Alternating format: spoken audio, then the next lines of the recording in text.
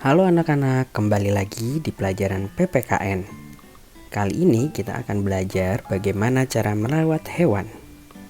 Ada banyak sekali hewan yang dapat kita pelihara dan kita ternak. Dan berikut ini adalah hewan yang dapat dipelihara dan diternak.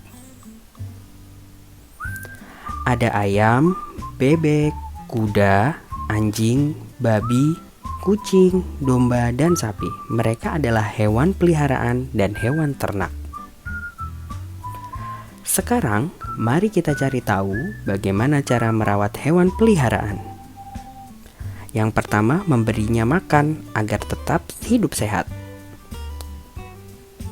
Selanjutnya, membersihkan hewan peliharaan agar hewan tetap bersih.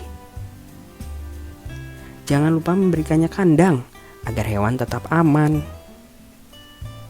Hewan juga harus diajak bermain loh, agar mereka tetap senang. Merawat hewan merupakan salah satu contoh dari sila pertama Pancasila. Jika kalian memiliki hewan, wajib untuk dirawat. Kalian juga harus menyayanginya. Hewan adalah makhluk ciptaan Tuhan. Oleh karena itu, hewan peliharaan atau hewan apapun harus dijaga dan dirawat dengan baik.